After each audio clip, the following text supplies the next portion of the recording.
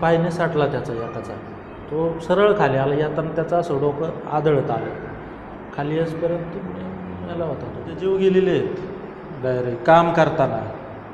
गंभीर याच्यापेक्षा काय गंभीर असतं. महिन्यातून किती दिवस काम असं नाही सांगू शकत. काय होतं, काम नसलं का मग प्रश्नचिन्ह तयारच होतो. कलाकार असू नये पण मग कधी कधी आम्हाला करावं. प्रश्न आहे, काम करताना सर्वात जास्त काय हरवतं? ब्रश, पेन्सिल, चष्मा की तुमचा संयम? पेन्सिल पडती काम करताना, ती सापडत नाही शक्यतो. कधी कानाला लावून विसरून जातो. जर तुम्हाला सुट्टी मिळाली तर तुम्ही काय कराल? झोप काढतान, चित्र काढतान, कुटुंबासोबत वेळ घालताल की मोबाईलवर रील बघताल? हा, दोन भागात विभागात. निम्मा वेळ चित्रासाठी देणं, निम्मा कुटुंबासाठी. आणि तुमची कधी मुलाखत कोणी घेतली का? नाही, पहिल्यांदाच आले, पहिलीच वेळ. कोण पोचले आमच्यापर्यंत? आणि आमच्या चॅनलबद्दल काय सांगाल एका शब्दात? अतिशय उत्तम आहे आणि सगळ्यांनी सपोर्ट करा. रामकृष्ण हरी. नमस्कार मंडळी, आर्टिस्ट पूजा या आपल्या यूट्यूब चॅनलवर मी पूजा तुम्हा सर्वांचं मनापासून स्वागत करते. जसं की तुम्ही बघितलंच, रांगोळी कलाकृतींव्यतिरिक्त आपण आज कलाकारांची देखील मुलाखतींचा एक नवीन सिरीज सुरू केलेली आहे. आणि आज याच सिरीजचा दुसरा भाग आपण घेऊन आलेला आहोत. पहिल्या भागामध्ये सूर्यवंशी सर यांचा आपण पॉडकास्ट बघितला. अतिशय उत्स्फूर्त असा प्रतिसाद तुम्ही सर्वांनी दिलात. आज आपण आपल्याबरोबर आहेत ओतूर नगरीतील प्रसिद्ध चित्रकार व पेंटर श्री खरात सर, आणि त्यांची रोजच्या आयुष्यातील संघर्ष गाथा आपण आज जाणून घेणार आहोत. तर वळूयात आजच्या या मुलाखतीकडे. नमस्कार सर. तर आजच्या ह्या पहिल्या प्रश्नाकडे आपण वळत आहोत. सर्वप्रथम आपण आपला थोडक्यात परिचय आमच्या प्रेक्षकांना द्यावा अशी मी तुम्हाला विनंती करते. नमस्कार, माझं नाव सचिन विलास खरात. मी ओतूर या ठिकाणी राहत आहे आणि गेले 25 वर्ष झाले या पेंटिंग क्षेत्रात काम करतो. ओके. तुमच्या फॅमिलीमध्ये कोण कोण आहे? तर माझ्या फॅमिलीमध्ये माझे आई वडील, अच्छा, एक लहान मुलगी, मोठा मुलगा आणि पत्नी, असे आम्ही एकूण 6 जण आहोत. ओके. तर मला तुम्ही ह्या क्षेत्राकडे कसे वळाल सर्वप्रथम ते ऐकायला आम्हाला फार आवडेल. बरं, आता असं झालं, तसं या क्षेत्राकडे आहे ना लहानपणीच वळलो मी. म्हणजे काय झालं, इयत्ता 7वी 8वीला असताना घरात आर्थिक परिस्थिती हालाकीची होती जरा. माझी आई लक्ष्मीबाई विलास खरात आपल्या ओतूर ग्रामपंचायतमध्ये झाडू खात्यात काम करत होती. वडील थोडेसे व्यसनाच्या आहारी गेल्यामुळं सर्वस्वी जबाबदारी आईचीच, कुटुंब सांभाळायची. आता ते तिच्या ग्रामपंचायतच्या पगारात एकदम तोडका पगार काय भागत नव्हतं. आमचं शिक्षणही चालू होतं. बाबू काय करायचं, शाळा करायची, सुट्टीत आपलं हे कलरचं काम करायचं. कारण कलरची कामं करणारे ओळखीचे होते माझे थोडेसे लोक. माझे एक मधवे चुलते होते, ते हाच धंदा करायचे सुरुवातीला. मग त्यांच्याबरोबर करत होतो मी हे काम. मग लहानपणीच 7वी 8वीला असताना मग मी या धंद्याकडे वळलो गेलो. असं झालं. जशी जशी सुट्टी लागत, सुट्टी असली, रविवारची सुट्टी असली का कामाला जायचं. गुरुवारचा आठवडा बाजार असायचा आमचा. मग ते हळूहळू मग शिक्षण एका बाजूला चालू, एका बाजूला हे शिकत गेलो थोडं काम. असं अशा पद्धतीने इकडं वळालो. अच्छा, म्हणजे याच्यासाठी तुम्ही असं आपण म्हणतो की जे आर्ट डिप्लोमा असतो ATD, तर तसं काही कुठले क्लासेस किंवा म्हणजे तसा कुठला डिप्लोमा तुम्ही केला नाही? ओके. म्हणजे असंच एखाद्या कलाकाराच्या हाताखाली राहूनच शिकले आणि ती कला आत्मसात केली. मग तुम्हाला ज्यावेळेस तुम्ही स्वतः म्हणून सुरुवात केली तर त्यावेळेस सर्वप्रथम एक नवीन कलाकार असला की त्याला बऱ्याच गोष्टींना तोंड द्यायला लागतं, बरोबर? तर त्या काळामध्ये तुम्ही कसं म्हणजे सर्व्हाइव्ह केलं ह्या गोष्टींसाठी? आता सुरुवातीला कामं करताना काय झालं, जे हजेरीवर कामं करायचो, रोजंदारी असे 50 रुपये रोज होता त्यावेळेस. 40-50 रुपये रोज असायचं. मी नवीन शिकत होतो त्यावेळेस. ओके. मग काम शिकेपर्यंत म्हणजे जवळजवळ 12वी झाली माझी 2006 साली. म्हणजे तोपर्यंत काम करीत होतो. कॉलेजला कसं, कॉलेज करत असताना भरपूर वेळ भेटायचा. मग त्यामुळं जास्त वेळ देता आलं काम करायला. मग सुरुवातीला घासकामापासून सुरुवात केली, कारण काय आपल्याकडे शिक्षण दुसरं काय नव्हतं. आता हे काम शिकायचं असं ठरवलेलं, कारण ते थोडं येत होतं. आणि एक आवड पण निर्माण, आणि थोडीशी आवडही निर्माण झाली. मग सुरुवातीला एक उत्साह असतो कामात, नवीन गोष्टी शिकायचा, तरुण रक्त असतं. मग त्या अनुषंगाने हे म्हटलं चला शिकून घेऊ. सुरुवातीला 12वी झाली, मग पूर्ण वेळ भेटला. 12वी झाल्यानंतर अण्णासाहेब वगैरे कॉलेजलाच 12वी झाली, पूर्ण वेळ भेटला आणि मग डेव्हलप करीत गेलो स्वतःला, थोडं थोडं थोडं थोडं शिकत गेलो. बरं, मग ते काम पूर्ण शिकल्यानंतर मग असं वाटलं कुठंतरी बुवा आता आपण पण स्वतः कामं घेतले पाहिजे. ठेकेदारी स्वरूप मग काय केलं, 1-2 पोरं हाताशी धरली किंवा माझे जे मित्र होते, मग पार्टीपर्यंत जायचं, कोणाची कामं चालू आहे, थोड्याशा ओळखी झाल्या होत्या किरकोळ, प्लस कलरचे जे दुकानदार आहेत त्यांच्याबरोबर ओळखी झाल्या होत्या. कस्टमर काय करतं, कलरच्या दुकानात गेलं, हाय करे कोण पेंटर, बरोबर हां मग दे पाठवून, अशा पद्धतीने मग ते सांगायचे आपल्याला. मग जायचो आपण, एखादा जोडीदार मित्र किंवा कारागीर असेल त्याला बरोबर घ्यायचं, हळूहळू सुरुवात केली. अशी ही तुमची सुरुवात झाली. आणि तुम्ही ह्या कले संदर्भामध्ये तुम्हाला तुमचं गुरु कुणाला मानलं होतं? आता गुरु तसं जर गुरु पहिल्यांदा सुरुवातीला जे प्रोफेशनल म्हणजे जे प्रॉपर काम कसं करायचं हे शिकवण्यासाठी म्हणजे शिकण्यासाठी आमच्या गावात आहे ना एक राजस्थानी पेंटर आला होता, बाबूलाल असं नाव होतं त्याचं. त्याच्याकडे आम्ही जात होतो कामाला. त्याची कला थोडीशी वेगळी होती, पण त्यावेळेस लांबी बिंबी चालायची प्लेन वॉश करताना. तोपर्यंत लेटरिंगचं काय हातात घेतलं नव्हतं, बारीक ब्रशचं काम हातात घेतलं नव्हतं तोपर्यंत. मग ते प्लेन वॉश जे करतात, भिंती तयार करायचं, मग ते त्याच्याकडून ते बेसिक शिकलो. मग सुरुवातीचा गुरु त्यांना म्हणता येईल असं. नंतर असे एक गुरु नाही भेटला आम्हाला गुरु भेटले भरपूर गुरु, प्रत्येकाकडून थोडं जे आपल्या कामाचं आहे ते घेत चाललो. याच्याकडून थोडं शिकायचं, त्याच्याकडून. मग ते तर पाहिलं नाही आपण, हा गुरु लहान आहे आपल्यापेक्षा का मोठा आहे आपल्यापेक्षा, ते नाही पाहिजे. म्हणजे कायम विद्यार्थी बनून राहिले, अजूनही विद्यार्थी आहे, अजूनही शिकतो. आणि हीच खऱ्या कलाकाराची ओळख आहे. कारण कसं हे क्षेत्रच असं आहे माझ्या मते, चॅलेंजिंग आहे एकदम.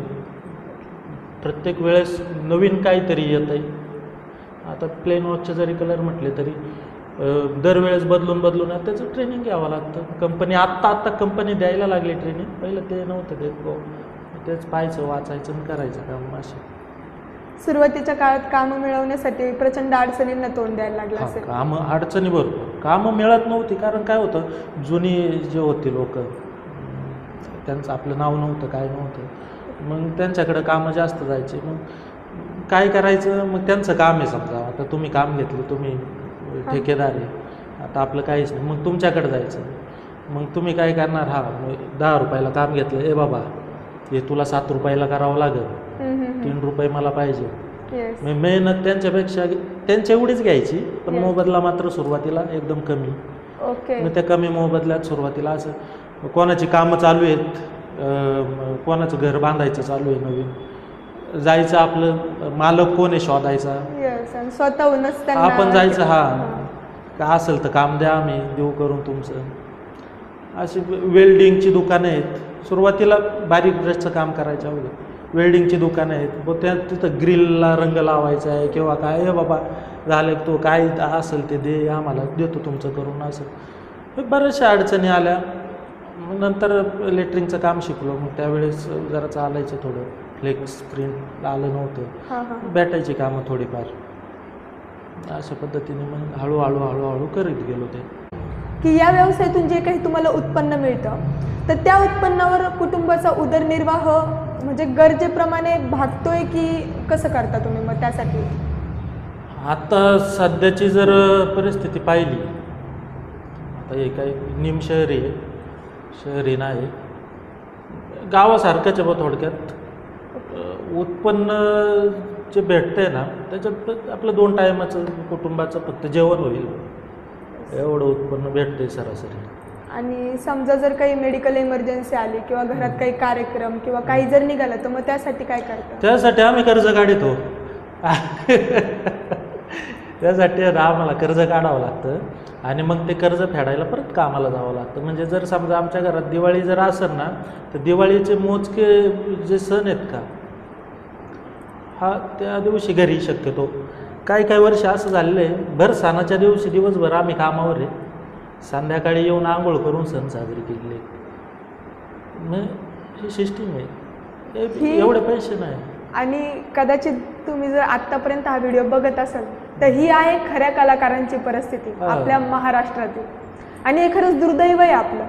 ह्याच्यासाठी नक्कीच काहीतरी करणं अपेक्षित आहे. पूर्वीचे कलाकार जे होते, आता तुम्ही 25 वर्ष या क्षेत्रामध्ये आहात, पूर्वीचे कलाकार जे होते आणि पूर्वीची कलाकारांसाठीची जी परिस्थिती होती ह्या क्षेत्राशी आणि आत्ताची असलेली परिस्थिती, कामं कशी मिळतात किंवा तुम्हाला त्याच्यातून मानधन किती मिळतं, तर त्याबद्दल तुम्ही आम्हाला थोडीशी माहिती द्यावी. बरोबर आहे. म्हणजे पूर्वी आहे ना काय व्हायचं माहिती आहे का, पूर्वी कामं कमी होती, त्याचे पैसे पण कमी होते. काय झालं, आता कामं आहेत बरं का, तसं नाही म्हणता येणार नाही, पण भागत नाही. हा एक लय महत्त्वाचा मुद्दा आहे. खर्च वाढलेला आहे.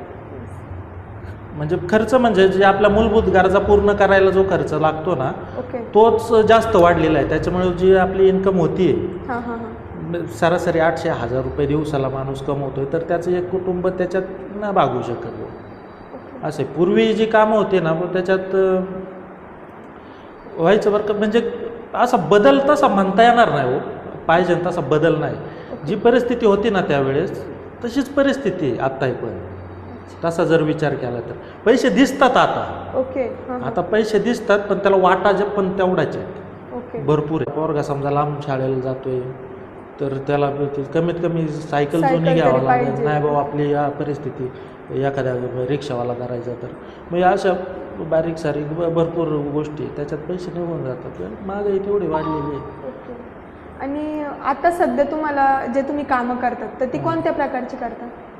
आता सध्या मी हे बंगले रंगवणे, प्लेन भिंतींचीच कामं जास्त करतो. ओके, म्हणजे कॅलिग्राफी जी थोडक्यात ते आता नामशेष होण्याच्या हा, जे बारीक ब्रशने जे काम करावं ते शिकलो उत्साहाने एकदम, त्यावेळेस शिकलो. पण काय झालं, हळूहळू कामं ती कमी झाली. एखाद्या शाळेचं जर काम निघलं, बोलका वरांडा तयार कर, पुढे चित्र काढ, ते पण ते मर्यादित झाले काम. फ्लेक्स जेव्हापासून त्यांचं वाढले तेव्हापासून ते काम मर्यादित झालं. बांगल्यांवर नावं टाकायला जायचं होती तर 2 पैसे भेटायचे बरं का, स्क्वेअर फुटानुसार पैसे भेटायचे, कमी वेळेत पैसे भेटायचे. पण आता काय झालं, ते स्टीलची नावं आलीत, ते प्लॅस्टिकची नावं आलीत, रेडीमेड, ते टिकतात जास्त. आता जिकडे टिकणार आहे तिकडेच लोक वाळणार आहे, हे काय टिकत नाही. आणि आता आपण जे बंगल्यांची कामं करतो, पण त्याच्यात पण बरेचसे ऑप्शन आता निघालेत, स्प्रे पेंटिंग वगैरे. हो येस, म्हणजे जे पहिले हाताने ब्रशचं होतं, आता ते बऱ्यापैकी स्प्रेनी, म्हणजे कसं कमी, म्हणजे तिथं सुद्धा आता माणसांचं काम कमी होतं, मनुष्यबळ कमी व्हायला लागले. आता बरेच, आता पुट्टी भरायचो आतमध्ये हाताने, त्यालाही मशीन आहे पुट्टी भरायला.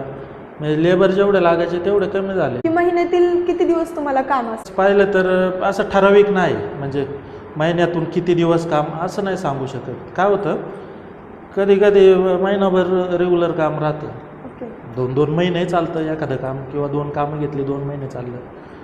कधी कधी असं होतं 8च दिवस महिन्यातून काम फक्त भेटतं, मग 20 दिवस कामच नाही. कधी कधी 15 दिवस काम भेटतं, 15 दिवस नाही भेटत. कधी कधी 4-4 महिने काम रेग्युलर चालू राहतं, कधी कधी महिनाभर कामच नसतं. अनियमितता आहे काम. आणि मग काम नसलेल्या काळामध्ये मग आर्थिक परिस्थितीला कसं तोंड देतं? हे लय महत्त्वाचा मुद्दा आहे. काय होतं आहे, आता हे जे पैसे ते पुरती नाही, आणि काम नसलं का मग प्रश्नचिन्ह तयारच होतो, निर्माणच होतो. मग मार्ग शोधावं लागतात. मात्र मग कलाकार असू नये, पण मग कधी कधी आम्हाला करावं लागतं. पैसे आणण्याचे तिथं ऑब्जेक्शनच नाही, कर्ज आहे, कर्ज फेडणंच आहे, कुटुंबाला रोजचं कमीत कमी 2 टायमाचं खायला घालणंच आहे. मग त्याच्यासाठी हातपाय मारावंच लागतात, त्याला पर्याय नाही. मग जे भेटन ते. आणि मग कधी असा एखादा प्रसंग आलाय की घरातले म्हणजे जे आपली फॅमिलीतले मेंबर आहेत की ते सुद्धा कधी कामाला बाहेर गेलेत, म्हणजे वहिनी म्हणा किंवा मुलं म्हणा? बरोबर, येतो ना. आई वयोवृद्ध झालेली, पण तरी शेती कामाला, समजा आता मला काम नसलं, शेती कामाला जाते. म्हणजे त्या काळामध्ये कदाचित फॅमिली काम करून म्हणजे एक कुठेतरी थोडाफार हातभार लावायचा प्रयत्न करा, पण ते वाईट वाटतं ना. वय झालंय, वयस्कर माणसाला आपण मंडळी आहे, बायको आहे, पण पोरग बारीक आहे घरात, ते बारीक पोराकडे बघणार का, कामाला घेऊन जाणार? आणि मग जर सपोज हे काम नसलंच तर मग वेळ प्रसंगी कोणती कामं करतात? मग आमच्या इथं मार्केट आहे, कधी हामालीला गेलो, जे भेटन ते. कधी शेती काम करा, आपलं बनकर पाट्यावर नाक्यावर जायचं, कधी जे उपलब्ध होईल ते 2 पैसे कसे येतील मग त्या दिवसाचा हातावर पोट आहे आपलं. या कलेला तुम्हाला योग्य किंमत मिळते का? हा, आता हा जो प्रश्न आहे ना लय महत्त्वाचा आहे. ती व्यक्ती तितक्या प्रवृत्ती आहे म्हणतात ना. हां हां. काही ठिकाणी आहे ना चांगलं काम असलं तरी हेडीस पिढीसच हे असंच झालं हे तसंच झालं. काय असतं हे जे रंगकाम आहे ना, आता मी प्लेन कामाबद्दल बोलतो, जे भिंतींचं जे काम करतो आपण त्या कामात, तर त्या पेंटरला आहे ना इतर जे अगोदर काम करून गेलेले असतात लोक, म्हणजे तुमचे प्लास्टर करणारे असतील, बांधकाम करणारे असतील, तुमचे फर्निचरवाले कुठं खड्डे करतात कुठं काय, त्या सगळ्यांच्या चुका झाकायच्या असतात. अगोदरचा जर बेसच जर चुकीचा असेल तर पेंटरनी मेहनत जरी घेतली भरपूर तरी काय वेळेस थोडासा तिथं फॉल्ट दिसतो. तर जो मालक असतो ज्याचं काम असतं मग तो बडबड करतो, मग ठरलेल्या रकमेत कमी पैसे, अशा गोष्टी होतात. पण तो ह्या गोष्टी समजून घेत नाही कधीच का हा माणूस सगळ्यात शेवटी फिनिश, त्या चुका याच्या माथ्यावर मारल्या जातात. मग प्रोत्साहन एवढं भेटत नाही तसं पाहिलं तर अशा लोकांना. कलाकार म्हणून तुमच्याकडे कोणत्या नजरेने लोक बघतात? ज्याला कलेची जाण आहे ना, ज्याला कलेची जाण आहे ना तो आदर दाखवतो बरं का. पण बाकीचे पेंटर कुठं झालं म्हणजे कष्टाचं काम आहे, मेहनतीचं काम, त्यात कलेचं काम आहे. हा, जीव ओतून काम करतो आपण, पण पाहिजे तेवढा आदर नाही. कामचं प्यायचं पाणी असं सेपरेट असतं. बऱ्याच ठिकाणी अशी वागणूक असते का संध्याकाळचा चहा सुद्धा भेटत नाही, मग तो चहा सांगावा लागतो, मग ते मनाच्या वरून उठणार, चहा मग बनवणार. ते दुखणं नाही आपल्याला. जरा कमीत कमी चहा आणू का तुम्हाला. समाजात वावरताना पण असं होतं, कार्यक्रम आहे एखादा, 4 लोक आहेत, प्रत्येकाचं वेगवेगळं प्रोफेशन आहे, मग त्याच्या सगळ्यात खालच्या लेवलला बस म्हणजे स्थान देणार भाऊ आम्हाला. म्हणजे अनुभव आलेले आहेत. एखादा कार्यक्रम चाललाय मान पुढं नाही आम्हाला खुर्ची कधी. सन्मान म्हणून नारळ किंवा त्याचा सन्मान म्हणून त्याला फुल पोशाख वगैरे दिला जातो, असं कधी तुम्हाला कोणी दिलंय का? हां, दिलंय भाऊ. मी चांगलं काम म्हणजे काम पूर्ण झालं, 1-2 ठिकाणी झालेलं आहे असं, पण त्यांचं घरा वास्तुशांती असली का भाऊ. ओके. हां हां. हां, ते तेवढं केलेलं आहे. पण ते बोटावर मोजण्यासारखे, म्हणजे असं 100-200तून एखादं काम. ते पिक्चरमध्ये कामं बिमं करतात नटी आहेत, त्यांना जसं तुम्ही मान सन्मान देता भाऊ, त्याला थोडाफार आम्हालाही द्या ना, आम्ही कामच करतोय ना. कोणाची चोऱ्या लांड्या लाबड्या करीत नाही, काष्टनी करतोय. बरं, कामही असं आहे आमचं भाऊ, तुम्हाला उत्साह येतो, ते भांगार दिसते, ते तुमचं एवढं घाण झालेलं असते, ते आम्ही इतकं मस्त करून देतो. पुढं एखादं सुंदर चित्र काढलं ते तुम्हाला पाहून किती हे समाधानाची बाब आहे ती. तुम्हाला काहीतरी देतोय आम्ही, सेवाच आहे ती आमची, पण त्या सेवेला तुम्ही एवढं एकदम तुच्छ गणलं जाते आताची. म्हणजे ही कुठं हे जे बेसिक लेवलला जे आम्ही काम करतो ना. अच्छा. हां, वाईट अवस्था आहे एकदम. आता ह्याच्यापेक्षा थोडंसं आपण गंभीर प्रश्नाकडे वळतोय की तुमच्या आयुष्यातील एखादा असा कठीण प्रसंग आहे का की त्याच्यामुळे तुम्हाला असं जाणवलं की इकडं आडण इकडं विहीर झाली आहे, किंवा आपण म्हणू शकतो की तुमच्याबद्दल जरी नसलं किंवा अशी एखादी घटना की जी कलाकारांबरोबर घडलेली आणि खूप गंभीर प्रकरण होतं? प्रकरण गंभीर म्हणजे जीव गेलेले आहेत डायरेक्ट काम करताना. गंभीर याच्यापेक्षा काय गंभीर असणार आहे. काम चालू होतं एका ठिकाणी, म्हणजे माझ्या बाबतीत नाही घडलं, माझा मित्र आहे, 2-3 जण काम करीत होते. जरा उंच जागा होती, थोडंसं खालीवर जायला यायला लागत होतं, पण थोडीशी जागा अशी कमी होती, वर खाली जायला यायला. वरून पायने साठला त्याचा एकाचा, तो सरळ खाली आला, येताना त्याचं असं डोकं आदळत आलं, खाली येसपर्यंत मेला होता तो. अशा घटना घडलेल्या आहेत. तो झोला धरलेला एकाने, तर झोल्यावर बसताना एक जण सटकून कमरत मोडलेलं आहे एक जण. अशा घटना घडलेल्या आहेत. त्यांना सेफ्टीसाठी म्हणजे मग कसं तो झुला असतो तेवढं, दुसरं कोणती झोला असतो तेवढंच, दुसरं काय सेफ्टी नाही. ते पाड बियाड बांधतात भाऊ, समजा पारांची टाईप प्लॅस्टर करायला बांधतात त्या हिशोबाने. ओके. पण काय होतं माहिती आहे का, ग्रामीण भागात तेवढा मोबदला नाही कामांना. हो, आलं का लक्षात? तेवढा खर्च करायला त्या पहाडाला याला त्याला. तेवढा मोबदला पुढचे माणसं देत नाही ना, मग त्याच्यामुळे सेफ्टीकडे थोडं दुर्लक्षच होतं इकडं ग्रामीण हातात स्तरावर. धरून काम करायचं. हा, कारण तिकडे जर खर्च केला तर घरी काय घेऊन जाणार आहे, असाही विषय येतोय ना. असे जीव मुठीत घेऊन हे कलाकार काम करत असतात आणि शौकांतिक आहे, मी मागाशी पण बोललेच की खरंच कुणाचं लक्ष नाही जाते ह्या कलाकारांकडे, यांच्या संघर्षांकडे कुणाचंच लक्ष जात नाही. एखाद्या कठीण प्रसंगामध्ये तुम्हाला सर्वाधिक आधार कुणाचा मिळाला आणि तुमचं मनोबल वाढवण्याचं काम कोणी केलं? आता कठीण प्रसंग म्हणजे आर्थिक अडचण ही सगळ्यात मोठी कठीण प्रसंग तो, कारण त्याच्यावरून बाकीचं आता आपल्याजवळ नसल्यावर कुठंतरी हात पसरण्याचं. तसं मला कौटुंबिक थोडासा माझे चुलते वगैरे सासूरवाडीत थोडीशी ते सहकार्य मला त्यांनी केलेलं आहे, पण ते शेवटी मागण्या चालायचं नाही. बहिणींचा कसा सपोर्ट असतो तुम्हाला? हा, घरून आहे, मंडळीचा सपोर्ट आहे, ती घरातली सगळी कामं करते, क्लासेस वगैरे घेते, ती आर्टच्या क्षेत्रात येते पण. ओके. हां, मग ते ड्रॉइंगचे क्लासेस वगैरे चालू असतात त्यांचे. आता एवढ्यात थोडंसं हातभार लागायला लागलं, थोडीशी पोरं कळती झालीत. तुम्हाला कधी एखादा शासनाचा म्हणा किंवा स्थानिक लेवलवर एखादा पुरस्कार किंवा काही सन्मान वगैरे मिळालाय का? नाही, असं कोणताही पुरस्कार नाही. शासन कशाला, शासनाने तर अजूनपर्यंत कोणत्या पेंटरला पुरस्कार दिलेला, म्हणजे कोणत्या हे अशी कामं करतात ना. ओके. ते पेंटर नाही ज्यांनी चित्र. म्हणजे असे आपले तळागाळातले कलाकार, यांना पुरस्कार सांगतो ना, कोणाची घर मारून झालं, तुळस रांगून झाली का नारळ देतात. तो पण मोठाच मानता येईल आपल्यासाठी. मोठाच म्हणायचा, आता पुरस्कारच म्हणायचा.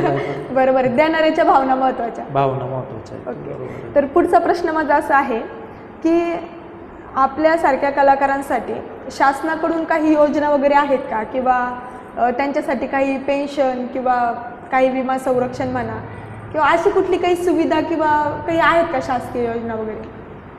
आता शासकीय योजना म्हणजे पेंटर म्हणून मला तरी आठवत नाही. पेंटर आहे हा याच्यासाठी ही शासनाची योजना आहे. ही तर काय मला अजूनपर्यंत आठवत नाही. आणि जेवढे आमचे पेंटर मित्र आहेत, जेवढे पेंटर बंधू आहेत, त्यांच्यापर्यंत ती पोचलेली नाही माझ्या माहितीत असलेली. जर असेल तर आपल्यापर्यंत तरी ती आलेली नाही.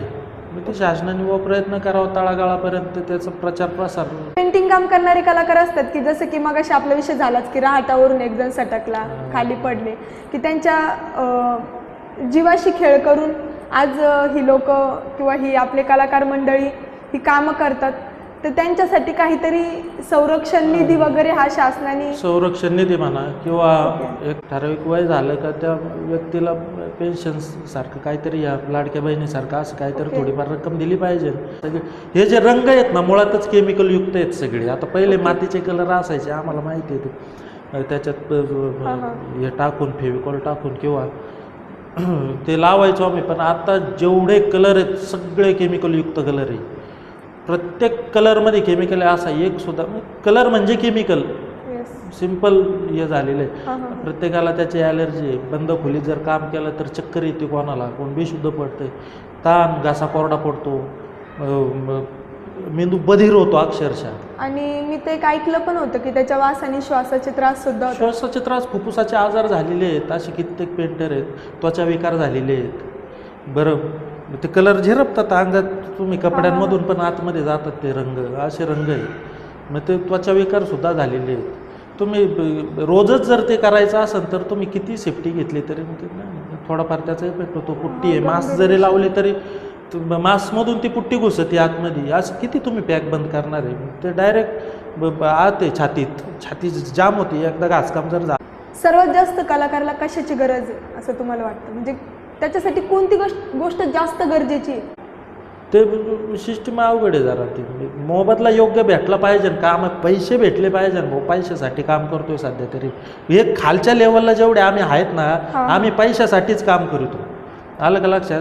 तो पैसे वेळेत भेटले पाहिजे. सगळ्यात महत्त्वाचं हे जे ठेकेदार आहेत, कॉन्ट्रॅक्टर आहेत, कॉन्ट्रॅक्टर जे म्हणतो बिल्डिंग बांधतात, अक्षरशः पैसे बुडवतात. तो कष्ट करून घेतात, देतो आज देतो उद्या असं करतात. आठवड्याला समजा गुरुवारी बाजार आहे आमचा, बाजारच्या दिवशी पगार आहे.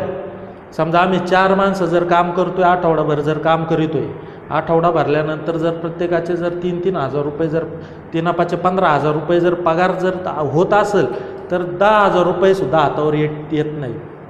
असं करतात. मग त्याच्यातच भागवायचं, थोडं थोडं करायचं. मग परत नाही होत, ते ॲडजस्टमेंट होत नाही. कोणा त्याच्याकडे भीक मानसिक तणाव जर खूप जास्त झाला तर मग नाईलाज असतो व्यसनांकडे वळतात. तुम्हाला सांगतो जवळजवळ 95% पेंटर हे व्यसनी आहेत. आणि लय गंभीर बाब आहे, इतकी गंभीर बाब आहे ना, त्या व्यसनांपायी अक्षरशः कुटुंब उद्ध्वस्त झाले आहेत. हे मानसिक ताण ते एक कारण, ते सगळ्यात मोठं कारण ते मानसिक ताण आहे ना. कारण काम केल्यानंतर जर तुम्हाला भिकाऱ्यासारखं जावं लागत असेल पैसे मागायला पुढच्या माणसाकडं, मग मी सगळ्यांनाच म्हणत नाही, सगळेच माणसं अशी नसतात, काय काय एकदम चांगली समजूतदार माणसं. पण जर 100 लोकांपैकी आहे ना, तुम्हाला खोटं सांगत नाही, 20 लोक चांगले असतील, 20 ते 30 लोक, त्यांचं पेंटरांपाशीच येऊन काय अडतं हेच मला कळत नाही. अलग लक्षात. म्हणजे मग काय होतं माहिती आहे का, अक्षरशः आहे ना मॅटाकुटीला रडकुंडीला येतो तो पेंटर. काम करायचं, एवढं जीव काढून काम करायचं, पार घाम गाळून. आणि ज्यावेळेस तो मोबदला घ्यायचा असतो, बरं तो मोबदला पण लय मोबदला नाही, त्या मोबदला तो फक्त त्याचं कुटुंबाचं 2 टायमाचं खाणं पिणं चालू आहे, एवढा मोबदला त्याला घ्यायचा. त्याच्यासाठी भिकाऱ्यासारखा अक्षरशः पैसे मागावं लागतात पुढच्या माणसाकडे. आणि तो पण जर 10 रुपये असेल तर त्यातले 5 रुपये टाकावणार आत्ता आणि देतो 5 रुपये उद्या येईन, परवा येईन, तेरवा, असं करतो. तर माणसाचा जीव काय म्हणतात, टेन्शन आलं, घरी पैसे कमी गेल्यावर घरून किटकिट आली, आपोआप तो दारूच्या धंद्याकडे वळतो. तो मानसिक ताण आलं. सराउंडिंग पण तसं आहे. आता तो ज्या स्तरातून आलेला आहे तिथं काय वातावरण काय लय भारी नाही का, तिथं आठवड्याला कोण काउन्सिलर येत नाही त्यांचे माइंड सेट करायला, कोण मानस उपचार तज्ज्ञ येत नाही त्यांना मार्ग दाखवायला. ती आजूबाजूची लोक आहेत ती त्याच पद्धतीचे गंजलेली पिजलेली आहेत. हां, त्यांचं पाहत होतो, काय टेन्शन आलं टेन्शन, झालं मारले एखादी 90, ते 90 वाढले का घरी लफडी चालू झाली. आज 90 मारले, अजून वर्षांनी त्याचं कुटुंब उद्ध्वस्त झालेलं आहे अक्षरशः. म्हणजे बिकट अवस्था आहे. ते झालं बरेच. मग व्यसन एकदा माणसाला लागले का वाईट कुकर मग आपोआप सुचतात. बरोबर आहे. असे म्हणजे ते बघ ठोस काहीतरी एक इन्कम सोर्स भेटणं अशा पद्धतीने. काय असंघटित त्यातल्या त्यात आहेत ना, ते मी एकजूट नाही या कामगारांची. हे सगळे आहेत ना, मी इथं थोडे तिथं थोडे तिथं थोडे, याच्यावर अन्याय झाला का तो काय बोलू नाही शकत, कळतच नाही. संघटनच नाही यांचं नीट पाहिजे. काय होतं माहिती आहे का, त्याच्यासाठी स्ट्रॉंग बेसिक पाहिजे, शिकवायला माणूस पाहिजे. मुळात तुम्ही कसे एकत्र आले पाहिजे, काय केलं पाहिजे, तुमचे उद्दिष्ट संघटनेची कशी पाहिजे, तुम्ही काय निर्णय घेतले पाहिजे, जर काम घेतलं तर ते रेट तुमचे सगळ्यांचे फिक्स, हे त्यांना समजून सांगायलाच कोण नाही. जो तो ज्याच्या त्याच्या मनाने कामं करतो. त्यामुळं काय होतं माहिती आहे का, स्पर्धा निर्माण होती. आणि अजून एक माझा पुढचा प्रश्न असा आहे की याच्यामध्ये सगळेच उच्च शिक्षित आहेत किंवा 10वी 12वी असंच, म्हणजे आपलं एक माध्यमिक शिक्षणापर्यंतच कलाकार आहेत सगळे? नाही आहेत ना, शिकलेले पण भरपूर. मग अशा शिकलेले कलाकारांनी जर पुढाकार घेऊन जर आपले जे आहेत कलाकार, कारण मोस्टली कलाकार हे हाताखालीच शिकलेले, बरोबर, त्यांना असं संघटित करून जर थोडंसं काउन्सिलिंग करून किंवा जर ह्याच्यातून काहीतरी मार्ग काढलं तर कदाचित बहुतेकशे प्रश्न हे इथले इथंच सुटतील, असं नाही वाटत? हा, तसंही होऊ शकतं. पण काय माहिती आहे का, मेन मुद्दाच आहे काय ना, इथं पोटा पाण्यासाठी संघर्ष. पुढचा प्रश्न सर माझा तुमच्यासाठी असा आहे की आता आपल्यानंतरची जी पिढी आलेली आहे, बरोबर, तिने ह्या व्यवसायाकडं वळते का? आणि सपोज जर ती येत असेल तर ती टिकते का? आता तुमच्या हाताखाली बरीच मुलं कामाला येतात जातात, तर त्याच्यावरून तुम्हाला कसा अनुभव? आता नवीन पिढी येते बरं का, म्हणजे ते चालू खर्च भागवण्यासाठी येते. हाच धंदा मला करायचा कायमस्वरूपी, या उद्देशाने येतच नाही. कारण त्यांनी पाहिलेलं आहे चित्र, काय परिस्थिती आहे काय नाही. त्यांचा किरकोळ खर्च भागवायचा असेल किंवा थोडंफार आता सहकार शिक्षण चालू आहे तेवढ्या पुरते येणार, घर खर्च भागवणार आणि निघून प्रॉपर आता या धंद्यात स्थायिक होणारा असं कोण मला नाही वाटत. खूप छान एक्सप्लेनेशन दिलं सर तुम्ही. माझा पुढचा प्रश्न असा आहे की एक कलाकार म्हणून आणि एक वडील म्हणून तुम्हाला असं वाटतं की तुमच्या मुलांनी हा पेशा स्वीकारावा? नक्कीच. हा कलाकार म्हणून 100% आला पाहिजे. कला आहे शेवटी ती. आता तेवढं मान सन्मान नाही भेटला, भेटत नाही तेवढा. कलाकार म्हणून कला आत्मसात करण्यासाठी त्याने नक्कीच इकडं वळावं, पण पैसे कमावण्यासाठी नाही, भविष्य नाही याच्यात असं मला वाटतं.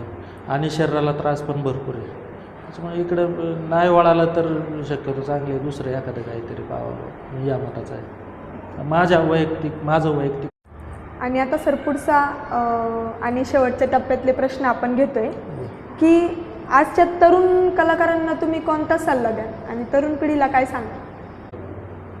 जे आपण काम करतो ना त्याचा जो मोबदला आहे तो तुमच्या पद्धतीनेच तुम्हाला भेटला पाहिजे, पुढच्या माणसांनी ठरवता कामा नाही. आता आम्हाला नाही जमलं ते करायला मग थोडक्यात, कारण आम्हाला गरजच होती, निकडच होती, पाहिजेनच थोडे का व्हायना, चला घेतले आणि गेलो. आर्थिक जबाबदारी, कौटुंबिक जबाबदारी, शिक्षण बऱ्याचशा गोष्टी, कर्ज येडो. पण जर तुम्ही जर तिथपर्यंत गेले नसाल, कर्जबाजारी नसाल झाले, शक्यतो होऊच नाही कोणी, पण तुमच्या कलेची किंमत तुम्ही स्वतःच कलाकारांनी कलेची किंमत लावली पाहिजे या मताचा आहे, जे आता नवीन या क्षेत्रात आहे. ज्या लेवलला आपण काम करतो, आपलं ग्राउंड लेवलचं जे चाललं आहे ना, तिथं काय चांगल्या घरातली कोणी येतच नाही, म्हणजे सधन कुटुंबातले कोणी येत नाही. सगळ्यात महत्त्वाचा मुद्दा तो आहे. आर्थिक अडचण असलेली बरेचसे नवतरुण पोरं आहेत तेच इकडे येतात, पायरी म्हणून वापर करावा. मी तर हे म्हणून पाय ठेवून व दुसरीकडे जा, सध्या पैसे कमावण्यापुरतं कला स्वतःपुरती जपा. मग तुम्हाला जर चित्र काढायचं छंद असेल ते असेल त्याची किंमत तुम्हीच लावायची. ह्या क्षेत्रात जर वळायचं जर असेल, मग आता मला पेंटरच व्हायचे आणि घरं रांगवायची, तर मग मात्र विचार करून या. सर शेवटचा प्रश्न तुमच्यासाठी माझा असा आहे की तुमच्या आयुष्याचा संघर्षमय प्रवास आत्ता आम्ही बघितलाच, तर या प्रवासाबद्दल आमच्या संपूर्ण प्रेक्षकांनी ऐकलंच, तर यांना तुम्ही काय संदेश द्या? सगळ्यात महत्त्वाचा मुद्दा असा आहे, जर तुमच्याकडे काम करायला आमच्यासारखे कोणी आले तर त्यांना सन्मानाची वागणूक द्या जरा, आणि केलेल्या कामाचा मोबदला द्या संपूर्ण वेळेत. सगळ्यात महत्त्वाचं बस, याच्यापेक्षा वेगळं काय सांगायचं. एक कलाकाराला दुसरं काय पाहिजे? सन्मान, आणि खरे त्यांच्या कलेचा मोबदला त्यांना हा मिळायलाच हवा. आणि दुसरा आणि शेवटचा प्रश्न आहे की आमच्या या यूट्यूब फॅमिलीवर आज आमच्या आर्टिस्ट पूजा या चॅनलचे जे प्रेक्षक आहेत, तर त्यांच्यासाठी तुम्ही 2 शब्द बोलावत असं मला वाटतं. आता ही जी तुमची फॅमिली आहे ही अतिशय चांगला कंटेंट बघत आहे, कारण तुम्हाला सांगतो या विषयाला आहे ना, पूजाताईच्या माध्यमातून जो हात घातलेला गेला आहे तो अगदी स्तुत्योपर्यंत दुर्लक्षित ते एकदम. जी व्यथा ह्या स्थानिक लेवलला काम करणारे पेंटर आता मी समजा पेंटर त्यांनी समोर घेतलं आहे, पण माझ्या मागं बरेचसे काम करणारे आहेत माझ्यासारखे, गवंडी कामे बाकीचे, ह्या प्रत्येकाची सारखीच समस्या आहे. यांच्या ज्या समस्या त्या ताई ज्या मांडत आहेत, अतिशय स्तुत्य उपक्रम आहे हा. त्याबद्दल खरं म्हणजे तुमचा आभार मानतो मी. माझ्याकडून वैयक्तिक, माझ्या संपूर्ण पेंटर मित्रांकडून, माझ्या पूर्ण परिवाराकडून. सर जसं की तुम्ही बोललेच, आणि आमचा मेन उद्देश हाच आहे की मला ह्या कलाकारांच्या व्यथा या संपूर्ण महाराष्ट्रापर्यंत पोहोचवायच्या आहेत. कारण कसं झालं माहिती का, आपल्या कुठल्याही एका क्षेत्राची एक चौकट निर्माण झालेली आहे, आणि समाजाच्या त्या चौकटीमध्ये जर एखादा व्यक्ती बसला तर ते त्याच व्यक्तीला त्या नजरेने बघतात. आणि मग हे चौकटी बाहेरचे कलाकार आहेत, ह्या चौकटी बाहेरचे जे खरे अभिजात कलाकार आहेत, ज्यांच्या अंगामध्ये हे गुण आहेत, तर ते कुठेतरी दुर्लक्षित झालेले आहेत. आणि मी हा मुद्दा उचलायचं कारण असंच आहे, कारण आज बऱ्यापैकी लोकांना माझ्या कलेतूनच, आणि खरं तर मी सुद्धा तुमच्यासारख्याच एका कलाकाराची मुलगी आहे, आणि त्यांच्या व्यथा ह्या जवळून जाणलेल्या आहेत. तर मला ह्या कुठून तरी माझ्या समाजापर्यंत, ह्या आपल्या महाराष्ट्रापर्यंत पोहोचवायच्या होत्या, आणि त्यासाठी तुम्ही वेळात वेळ काढून आमच्या ह्या चॅनलला भेट दिलीत, तुमचं मत इथे मांडलं, त्याबद्दल मी संपूर्ण यूट्यूब फॅमिली आणि माझ्या इन्स्टा फॅमिलीकडून तुमचे मनापासून आभार व्यक्त करते. धन्यवाद.